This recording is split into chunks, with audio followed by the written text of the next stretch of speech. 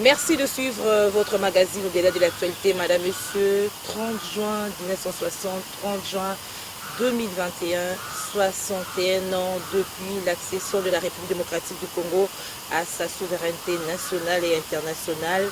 Une indépendance qui a suscité beaucoup d'espoir de la part de Congolais qui ont cru que les nouveaux dirigeants construiraient un État viable en misant sur les développements, bien sûr. 61 ans après, bilan et perspective, nous recevons ce soir le professeur Kabissa, analyste politique. Bonsoir, professeur. Bonsoir. 61 ans d'indépendance, quel commentaire vous inspire de prime abord?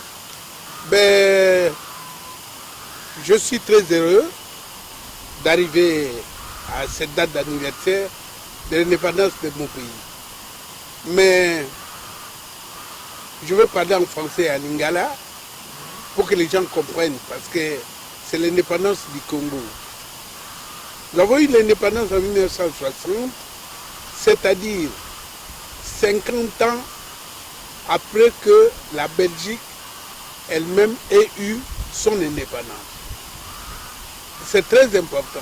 C'est-à-dire, ce pays-là, après 50 ans de son indépendance, a réussi à coloniser un autre pays.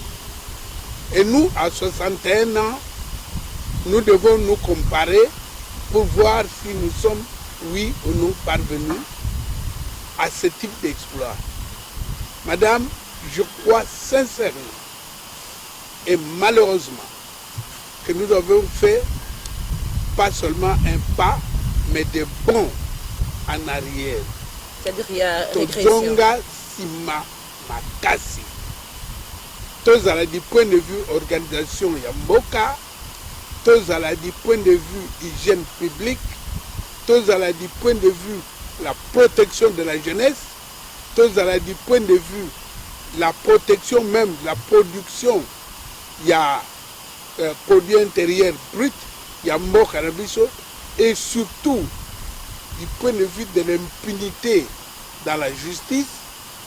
Donc Tozonga Makasi Sima Aninga ba Mataka Biso Tozonga. Alors, professeur, vous parlez de la régression au lieu de progresser 61 ans après. Avant de vous poser la question de savoir pourquoi le pays régresse, une question me vient à la tête. Y a-t-il encore de l'influence extérieure ou internationale sur la gestion du pays 61 ans après? Je ne suis pas le premier. Beaucoup de gens qui réfléchissent ont traité les Congolais d'enfants. Oui, moi, je suis à cause de la or na maboko. Mais toi, tu viens avec un ballon. Au PC a préféré ballon à PC or. Ne biso ba Congolais. Parce que qu'avons-nous fait des richesses nous laissées par nos ancêtres? Non seulement que tout ça là attache chemin de fer mon côté, mais nous avons détruit le chemin de fer au côté. Non seulement Totonga cité à côté, nous avons détruit les cités qui étaient construites. Non seulement Tosala université à côté, Tobouman Oyo Tokuta. Donc, biloko tout Todongi Sima. Si vous avez pas la bisonine, Kolata Kitoko, Koloba Kitoko, Soka Oligo Solanamoto Malamoko, je suis licencié, je suis docteur. Yanini, il y a zéro. Donc, Mama Zizel, Moupaya Nyos Atala Kabiso, Amona Kabiso, des êtres humains sans maturité. On n'a aucune maturité. Aujourd'hui, les Congolais peuvent avoir une attention soutenue sur un problème. Pour pas distraire, pas créer un problème. A Bossani Oyo, car n'y a pas de Miki Bassara. A Bossani Oyo, à Zakirango, à l'andi problème. Si sont accueillis, Bamoni, mon collègue problème, Bamoni qui est commis péré, a créé un problème. C'est comme ça que nous tournons en rond. Et pourquoi? Quelles sont les causes? Quelles sont les causes qui est à la base de cette régression? Est-ce la population elle-même, s'il faut mettre les politiques à côté, ou bien nos dirigeants? toujours ba dirigeant président. La vérité, tout le bana ya solo. Mais toujours le 5e président, c'est-à-dire qu'après l'indépendance, il y a eu un premier, dirigeant deuxième, troisième, dirigeant a dit que le président de la République. Hein. Il y a un chapeauté. Non, attends, un chapeauté. D'ailleurs, Oya Lelo, Fachi, na Kabila, Oya la. Non, ils n'ont rien en main pour conduire le Congo où il va. Parce que ba yela biso eloko ba bengi constitution ya lokuta. Na kati ya constitution na que j'appelle la constitution toxique. Pe bandimi si ba congolais ke eloko yo eza ya mutuya. Congolais pe andima. Andima so lobby to changer constitution. Donc bah nos ennemis ont mis ça dans notre tête. Et puis, ils sont toujours là. Mon côté, à Kovana, Tuna, Amituna.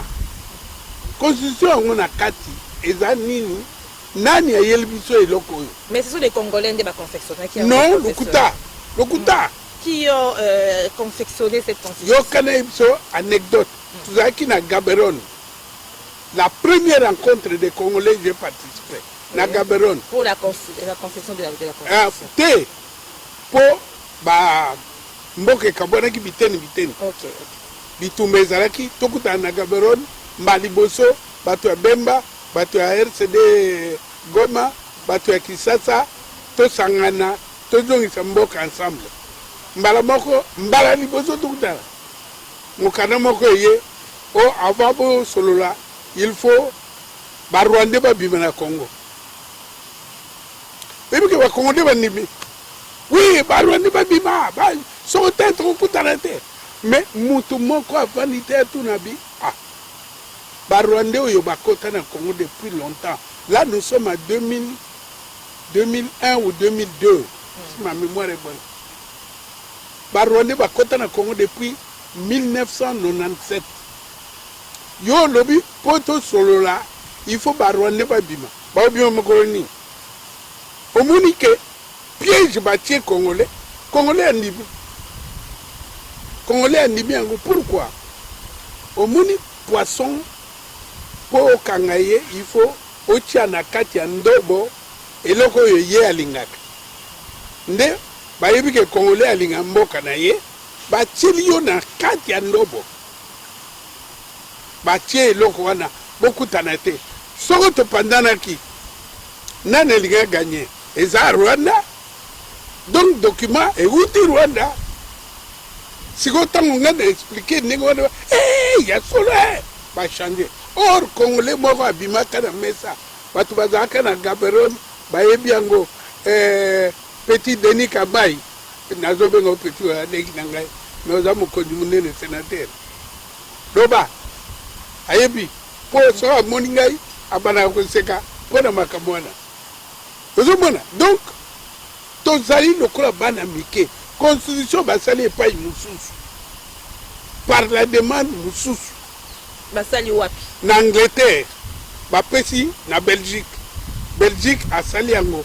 Les deux pays là, bazo collaborer na ba pays voisins, ou bazaki n'a intérêt que Topanzada. Nde Bagosala Biso est loco qui ressemblait à une division. Yo so mona tozaki 11 provinces. Tokumi na 26 ou 27 ou combien. Talaka yomoko omona makambo izoleka. Bitumba na bitumba. Ba gouverneur na ba président ya ba assemblée ba kaka bitumba mikolo nyuto yoga demi. Pokokola ndengona. Nani asala utala na ba pays voisins, nani pays omona buzo ba ndengona. Exacte. Mais batia na constitution wana bo changer loko wana te. Aujourd'hui, batu nyonso bazolela président Fachi. Batu bakufi Fachi. Biloko Matitalo Fachi. Bakangi batu Fachi. Mais c'est lui le président. Ah, mais ce n'est pas lui. La constitution na bino. Mutazaï gestionnaire à Moka. Donc, mutu ezokanisa ndenge mosusu mokanda ezoloba ndenge mosusu na mokanda président aza gestionnaire te gestionnaire eza premier ministre dans la constitution mais mokolo moko okoyoka te ilukamba yakota eza ilukamba nani ya Samba Lukonde yaka kota non faci babomi mutu faci bakani mutu faci premier ministre azawa rien les gens se trompent parce que la constitution est en contradiction avec la foi judiciaire publique des Congolais. Donc, ils ont sauté pour constitution et mboka nyonso basala yango le résumé de la pensée et de la foi d'un peuple. Alors, professeur Kabika, qu'est-ce que vous reprochez à cette constitution? Mais naïbisi na buto yebse. L'article belé est en contradiction. Soit article na buto loba. Vocabulaire par province, te vocabulaire par province. Baloba en français, diviser pour régner. On a divisé pour régner. On ne peut pas diviser pour donner la force. On a divisé pour régner. Et on voit sous nos yeux, on a des hommes qui ont cuit. Toto sangisabana kwilo gouverneur na assemblée provinciale bangona bango bitumba kakaboy na Katanga ndenge moko na province orientale ndenge moko partout ndenge moko. Qu'est-ce qu'on a gagné? On n'a rien gagné. Et pendant ce temps, qui parle du peuple, qui parle du développement des pays, Mouto Azate. Dans l'article lobby, l'État exerce la souveraineté sur le sol et les sous-sols. Je crois que c'est l'article 4 de la Constitution. De la Constitution toxique. Toxique. Mais Balobité, qui est le propriétaire de ces sols et sous-sols? Là, alors, vous parlez de l'ancienne Constitution ou la nouvelle? L'ancienne Constitution est là. C'est-à-dire c'est la Constitution qui a été rédigée à l'époque de Mobutu. Mais non, ils ont un peuple congolais. Mais Constitution est bandit na AFDEL. C'est à côté à lobby, les sols et les sous-sols appartiennent à AFDEL. Et le mot AFDEL, baye kokoti samakamona AFDEL na mayele na constitution yobozanango il y a 2006. Balobi te les sols et les sous-sols ya nani. Balobi kaka l'État exerce la souveraineté. C'est-à-dire que l'État azali kotala na kopesa mibeko dans les sols et les sous-sols. Mais mukona ngonani yo sozo futela ndako. Vous avez la souveraineté na ndako wana. Mais mukolo ndako azali. Bon mukolo ndako nani. Balobate c'est la même chose. La même chose. Le pays, l'État, le pouvoir, c'est pas la même chose. Donc, bakoko, papa na biso, bapesi biso pays, bapesi biso l'État. Ezalaki na Mobutu, ezalaki, mais il y avait l'État. Bapesi biso pe na pouvoir en 1960. Les lots na pays, il y a solo Congo. Mais l'État est athée. L'État, il n'y en a pas. Comment ça? Mais il n'y en a pas. Au Yoga qui m'a comme Mokonyamboka, à quel moment na Kivu. Hein? Soda de l'État. Police de l'État. Justice de l'État. Gouvernement de l'État. C'est ça l'État. Vous voyez, il y a des pays, pays, mais il y a l'État. Hein? Tout le monde la Palestine. Ils ont pays, ils ont l'État. Tout le monde la Monaco, Principauté. Ils ont pays, mais ils ont l'État. Vous comprenez? Mais il y a des États sans pays. Le Vatican, ils ont l'État, mais ils ont le pays, pays ils ont l'Italie. Donc, quand on va dire que l'État n'a pays, l'État c'est nous, le peuple, le sol, le sous-sol et tout, ça c'est le pays. Mais l'État, ce sont des instruments qui gèrent un pays. Et ces instruments, c'est l'armée, c'est la police, c'est Bazwa armée na biso wana. L'État na biso donc. Ba pénétrer yango na kati. Allez, bino bozomo nango l'État na biso. Bo pesi minduki, bozo pesa banguna. Bo pesi bilo ulia, bozo pesa banguna. Bo zwa massage boya oboma biso. Bo zwa bilo ulia boza la ngolu pona oboma biso. Et bimi dans la Constitution. Si je vous comprends bien, professeur Kabi, c'est-à-dire que 61 ans après, le problème que vit le Congo, la population congolaise, c'est aussi à travers ce qui est écrit dans sa Constitution. Ce n'est pas aussi, madame. C'est-à-dire que notre désorganisation, au début, Ezalaki, par instinct, il y a Bouzoba na biso.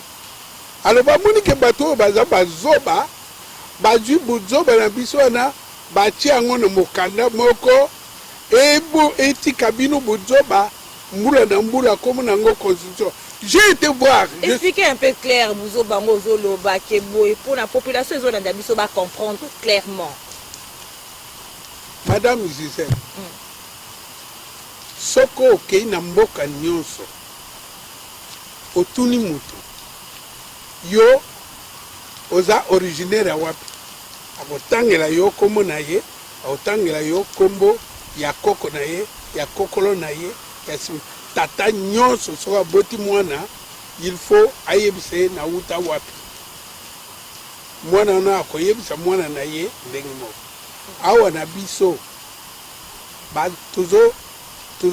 toza na Buzoba kokanisa ke soko lobi français c'est obimi mutu. Soko tangi obimi mutu te. Batu musu batanga te bazana bomoto koleka boyo batanga. Problème na kati ya constitution na biso, c'est que on a mis les paragraphes au Kumisabino Zobati sur Mokili. Lequel? Par exemple, Bolobi, pouvoir à la tête de l'État, Ezali bicéphale. Premier ministre n'a pouvoir, président n'a pouvoir. Mais Bozaba Bantou, Monakiawa, ndenge uto l'économie sur la biso, ilunga ilunkamba, alobi ngai naza mokonzi. Tshisekedi olongola ngai te. Tshisekedi pese ordre à boy. Nous sommes dans un pays, on a passé 2 ans. Il y a, comment je peux appeler ça? Il y a paralysie de l'État. Tout ça, c'est dans la Constitution. Dans la Constitution. Dans la Constitution, balobi nini? Gouverneur, il y a Aza, Nani, comment on les appelle? Les députés provinciaux, bako voter par sénateur. Pour mon qui n'a mis sur la corruption, il y a vente publique, il y a corruption, mais un scandale terrible. Tala leloyo, sénateur, balobi, totunaye franc et bungia wa eke wapi. Basangani, parce que bango tout, ba ndenge mo. So totingi muninga, biso tout choli. Basangani. Vous comprenez? C'est dans la Constitution. On ne peut pas aujourd'hui dire que cette Constitution, ndenge na yokaki, quelqu'un que j'adore, mais à décevoir ngai, professeur Mbata, c'est la meilleure constitution du monde. Mais prof, vous m'avez déçu. Nalinga kaye ko sakanate. Mais bana mukolona mawa esalangai. Mais professeur Kabi, sa constitution dont vous êtes en train d'apporter des critiques par rapport à certains articles, allais-je dire, est-ce que cette constitution nous a été imposée ou soit nous savons que d'autres Congolais se sont appropriés l'appartenance de la construction de cette constitution? Oui, la constitution, tant que bapesi quelques Congolais pour corriger ma faute d'orthographe. Bango nde basalaki. Bango ba corriger ma faute d'orthographe. J'ai essayé de Sam City, j'ai été initiateur et le côté. Et le côté, bakosi biso. Yango na omoni to sangani biso intellectuel. Sans parti pris, sans tenir compte de nos tendances politiques ou religieuses. Dès que c'est la draft, il y a constitution moussus. Tolongoli l'article wana ya mabe. Tolongoli l'article ya mabe, to sala draft, il y a constitution oyo. Mais oyebi nani mutu ayebisi ngai ke eloko na yere okende musika te. Un Rwandais a agressé Ngaï, enfin pas agressé, mais il est venu m'interloquer à Bruxelles parce que je faisais la restitution na baninga mususu. Baoudaï Liège, nous on est à côté de la Kati. Alors mais pourquoi tu fais ça? Oh, puis surtout, il y a un Rwandais. Non, n'a pas nous expliquer. Non, ils ont ma belle. Bon, nous avons tapé ça vinaille. Bon, comme nous avons mis sur le table. Tant que nous avons hey! Au monde, parce que beaucoup de gens ont à gagner, ont à perdre sur la constitution Moussousou en application. Dans l'obité. Que nous sommes tous les gens qui tombent. Bisopé, tout ça, constitutionnaliste. Mais, et là, on est universitaire. Et ça, Moutoyo, ça y est, méthode d'enseignement de sorte que, Makamu Nyonso, je dis bien, Nyonso no Mukili, à comprendre. Dans l'obité Kaïeba, mais à comprendre. Donc, comme universitaire, et encore que je suis criminologue de profession, vous ne pouvez même me dire que nous sommes incapables de rédiger un texte. Donc, na yawa ko yebisa congolais ko zalate na diamant na maboko baya ko échanger yango na bonbon comme bonbon otie boye na munoko eza sukali opesi mutu diamant yo tikali na bonbon. C'est ça que nous faisons. Et tovanda mokolo moko eloko yo kabisa azoloba. Personne ne m'a appelé. Hein? Personne. Ça dit que oyebi Maman Gisèle, nayebi sa Congolais. Il y a un blocage, hein, se retrouver. Mais c'est normal. Biloko nyonso omona kana mukili oyo ebima à partir du moment où quelqu'un a refusé de faire comme les autres.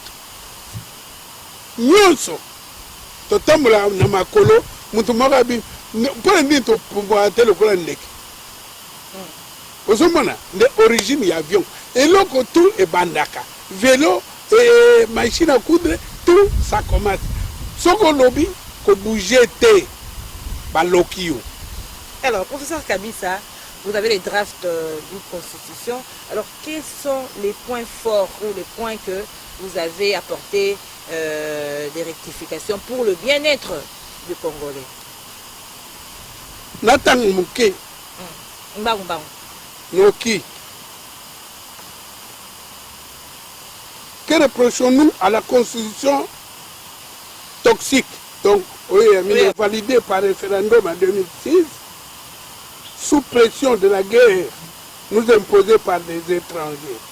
Considérer les écarts entre, d'une part, l'esprit et la lettre de l'exposé des motifs de la dite constitution toxique, et d'autre part, l'édifiant de certaines dispositions internes issues d'un contexte de belligérance à laquelle il fallait mettre fin.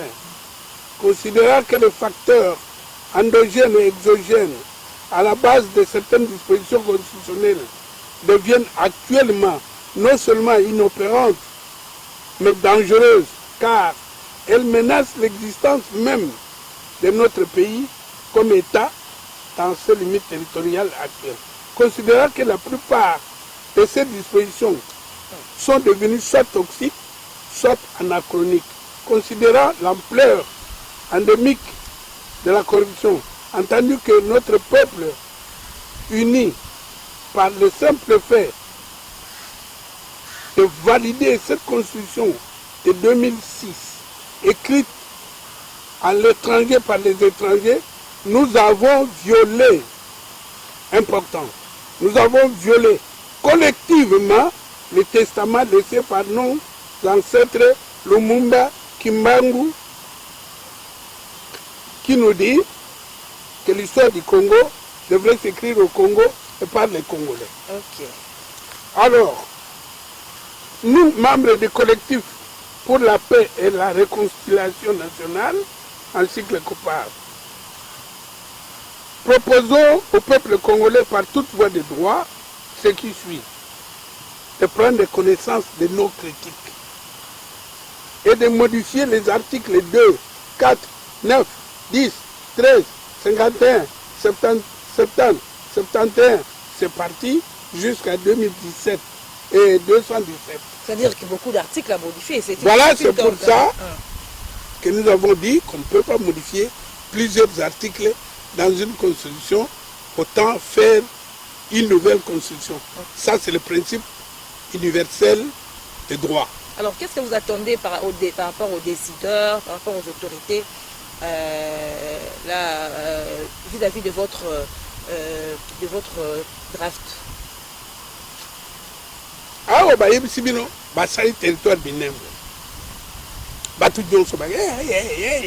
Mais comment il y a une constitution il y a 2006, comment l'État a créé ma province? L'État l'État où ils ont infiltré. Qu'est-ce que vous reprochez? On a pris le pouvoir du peuple, à l'État.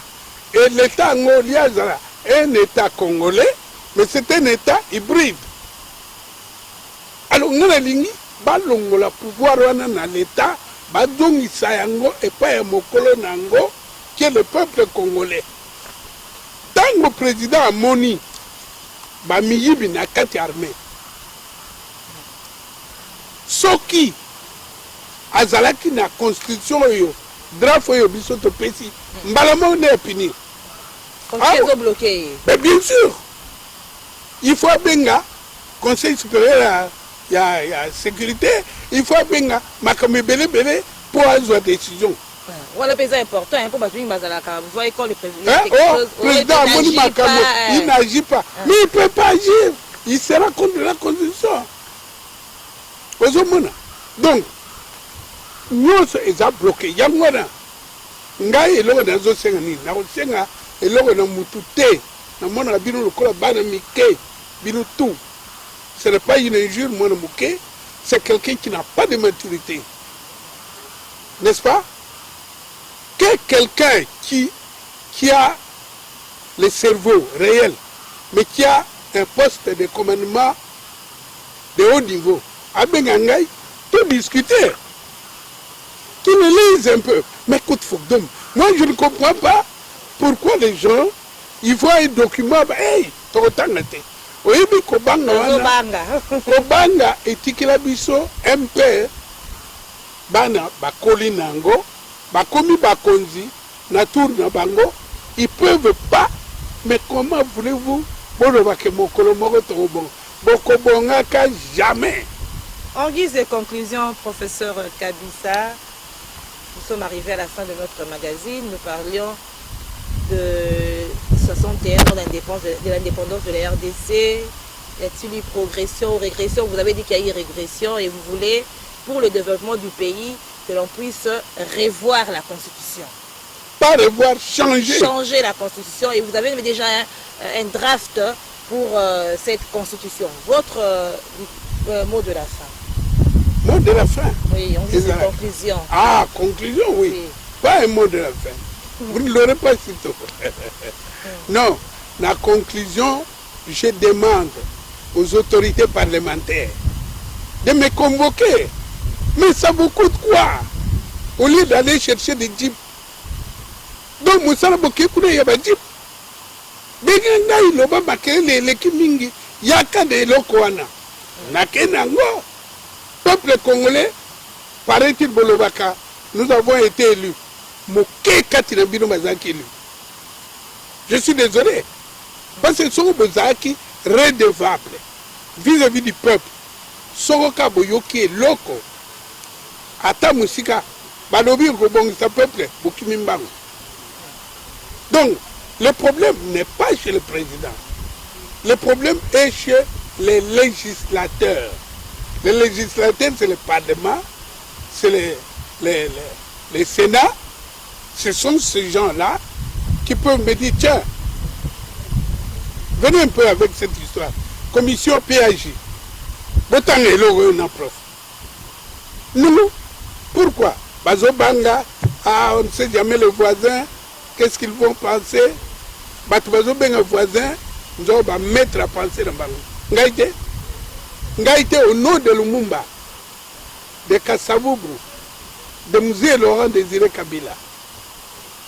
Et j'irai même plus loin, même d'Étienne Tshisekedi, qui savait que ça va barder. Donc, Ngaï n'a aucun bilan de bilan. On a bilan de Bouzoba. Pourquoi Mboka Nabiso, Eza Mboka Nabiso, chaque pays est indépendant à l'intérieur. Bilan Bokolo Bate, pour ça le logo était, sinon Moutote la Rosilika. Nalibanda, voilà, je demande par conclusion aux autorités, parce que je ne veux pas faire l'anarchie, comment on appelle ça, une pétition. Je ne ferai pas la pétition. Je ne ferai pas la pétition, je vous informe. Donc vous pouvez dormir tranquille. Voilà. L'histoire nous retiendra. Merci professeur Kabissa, merci d'avoir répondu à notre invitation. Merci à vous fidèles téléspectateurs du magazine Au-delà de l'actualité. Nous parlions ce soir des 60 ans d'indépendance de la République démocratique du Congo.